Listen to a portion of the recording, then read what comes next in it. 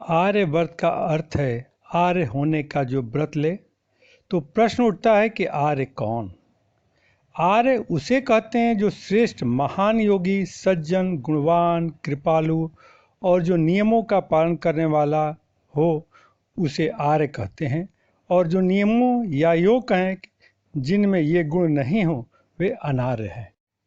आर्य और अनार्य दोनों ही भारत के संतान हैं, इसलिए संपूर्ण भारत खंड को आर्यवर्त भी कहते हैं। हम यह भी कह सकते हैं आर्यों के रहने के स्थान को आर्यावर्त कहते हैं। भारत के इतिहास को अंग्रेजों ने अपने ढंग से लिखकर प्रस्तुत किया, जिससे प्रभावित या डर कर यह बहुत सारे लोग लिखते हैं कि आर्य भारत के मूल निवासी नहीं है।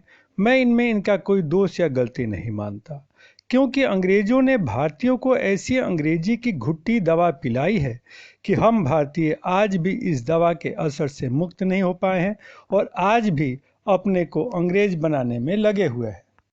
अंग्रेज लेखक मैकाले ने अपने पिता को एक पत्र में लिखा है कि मैंने भारतीयों को उनके धर्म के खिलाफ भड़का दिया है और अंग्रेजी शिक्षा का पूरा प्रचार प्रसार कर दिया है कि आने वाली नस्लें देखने में तो भारतीय होंगी, लेकिन मानसिक रूप से अंग्रेज।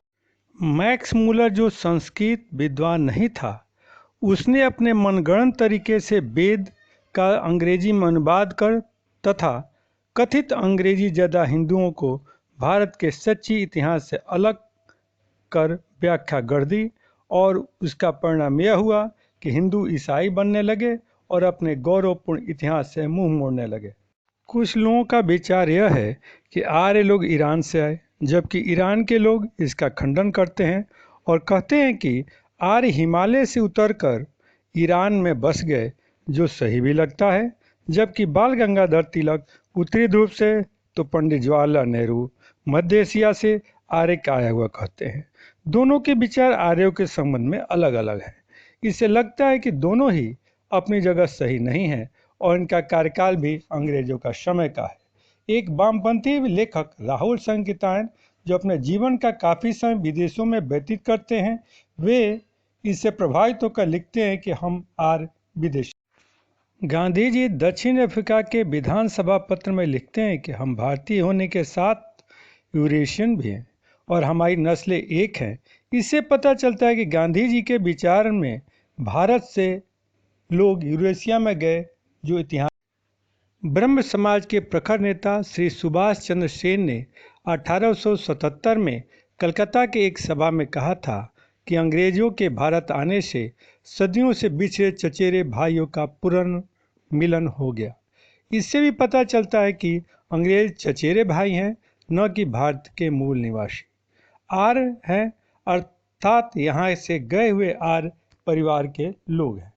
कुछ विदेशी यूनिवर्सिटी तथा देसी विश्वविद्यालयों ने अध्ययन कर बताया है कि भारतीयों का डीएनए काला सागर के लैग सी तथा मध्य एशिया और यूरोप के लोगों से मेल खाता है।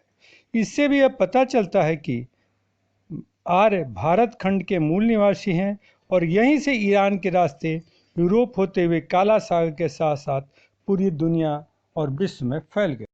चीनी यात्री ईस्ट सिंह 1350 ईस्वी में भारत के संबंध में लिखता है कि उस समय भारत को आर्यवर्त कहा जाता था और आर्य उसे कहा जाता था जो श्रेष्ठ हो, अच्छा हो और बुरा काम नहीं करता हो। ईस्ट सिंह यह भी लिखते हैं कि आर्यवर्त में बड़े अपराध नहीं होते थे और छोटे छोटे ही अपराध होते थे। यहाँ मौत की सज़ा का कोई प्रावधान ही नहीं।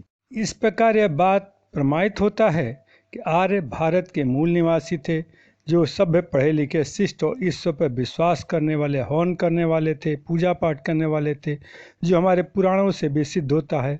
और यही आर्यवर्त आज का भारत है। साथ ही हम सभी भारतीय आर्य हैं। हमें अपने संस्कृति पर गर्व करना चाहिए। जय आर्यवर्त, जय भारत।